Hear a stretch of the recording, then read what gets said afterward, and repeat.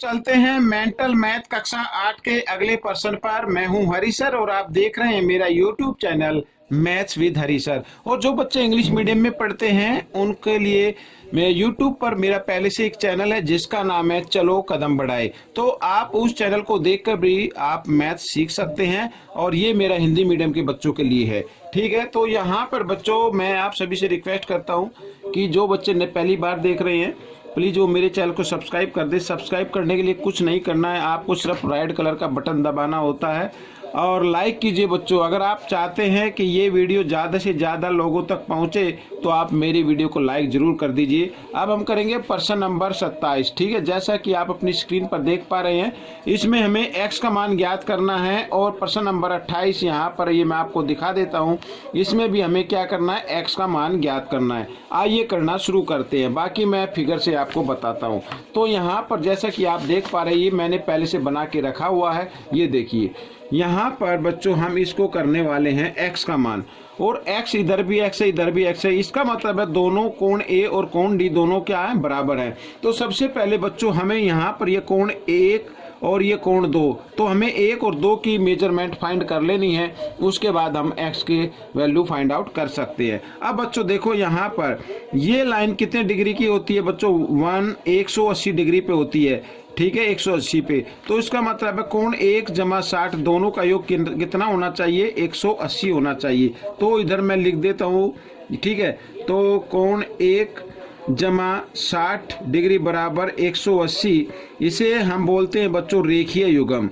ठीक है, ये मैंने लिख लिया यहाँ पर। तो आप इसको बड़े ध्यान से देखें, ये एंगल 1 है और ये एंगल 2 है, इस तरीके से। ठीक है, तो हमें एंगल 1 की मेजरमेंट फाइंड करनी है। तो इधर 180 और ये 60 है इधर बच्चों। मैं इसको इधर ले आता हूँ, इधर आकर बच्चों ये हो जाएगा घटा का, और जब घटाएंगे तो 120 डिग्री आ जाता है बच्चों यहाँ पर। तो कोण 1 की वैल्यू आ गई बच्चों 120 डिग्री, तो ये मैंने लिख दिया यहाँ पर। ठीक है, इसी प्रकार हम कोण 2 की वैल्यू भी निकाल लेंगे।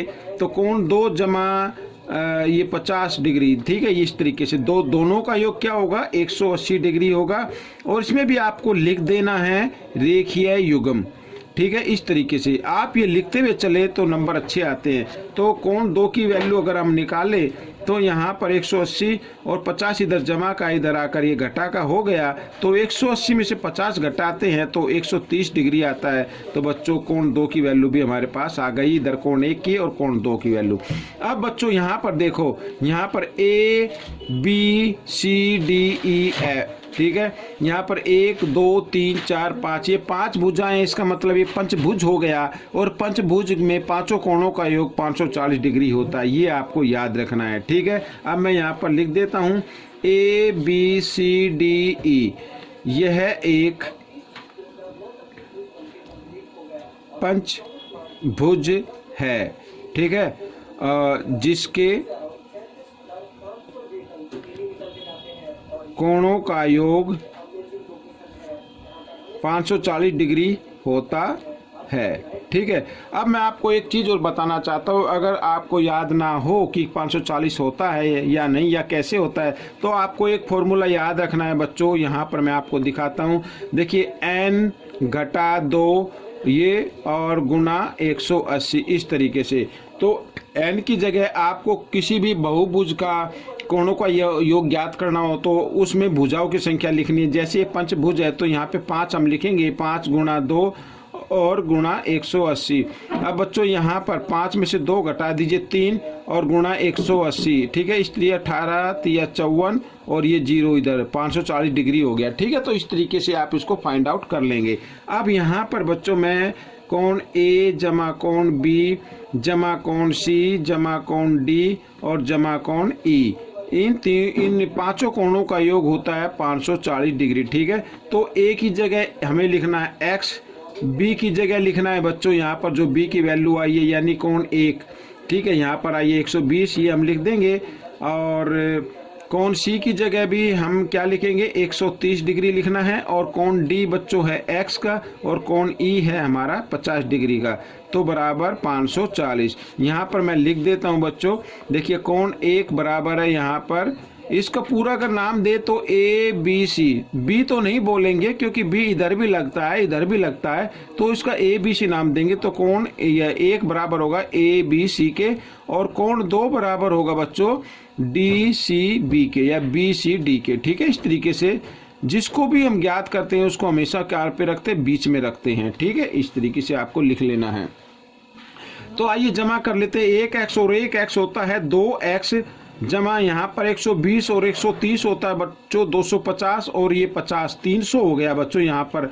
तो मैं 300 डिग्री लिख दिया मैंने, और बराबर 540 डिग्री। ठीक है, तो हमें 2x बराबर 540 और 300 इधर जमा का इधर ले आते हैं, घटा का हो जाता है, और घटाने के बाद बच्चों आ जाता है 240। ठीक है, इस तरीके से हम इसको लिख सकते हैं। हमें क्योंकि x का मान निकालना है तो x बराबर 240 डिग्री, और 2 इधर गुणा में था, इधर आकर ये भाग में आ गया। 2 से हम इसको भाग कर देते हैं, 2 एकम 2, 2 दूनी 4, 0 की 0। तो x का मान बच्चों आ गया 120 डिग्री।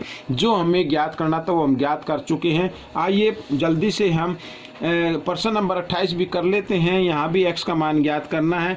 अब बच्चों यहाँ पर आप देख रहे हैं ये सभी बाह्य कोण बने हुए हैं।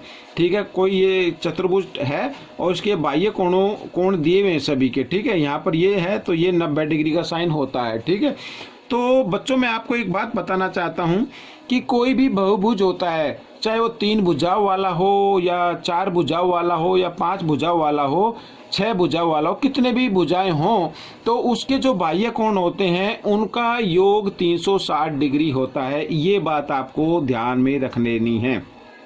ठीक है, अब क्योंकि जैसा कि एक चतुर्भुज है, 1 2 3 4 भुजाएं चतुर्भुज है, तो ये सभी क्या हो गए, बाह्य कोण हो गए, तो इनका योग क्या होगा, 360 डिग्री होगा। अब मैं इसको बिल्कुल छोटे करके बताता हूँ। इन सब को आपको जमा कर लेना है, 50 और 115 डिग्री, और यहाँ पर बच्चों x लिखा है, और यहाँ पर ये है 90 का साइन, तो इनका योग क्या होता है 360 डिग्री।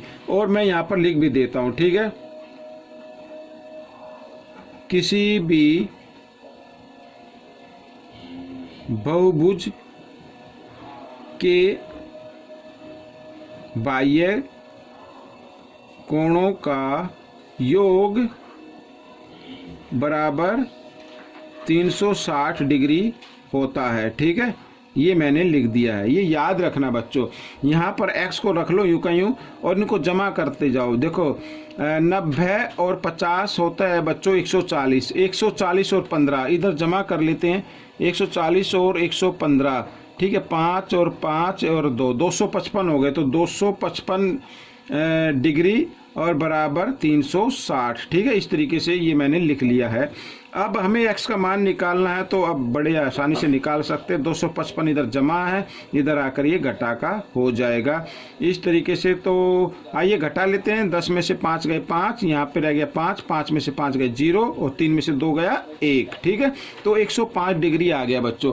तो ये प्रश्न आपका हल हो गया है। आपको कैसा लगा मुझे ज़रूर बताना, और हाँ, इसमें से सीखकर दूसरों को ज़रूर सिखाना है। मिलते हैं अगली वीडियो में, तब तक आप प्रैक्टिस करते रहिए।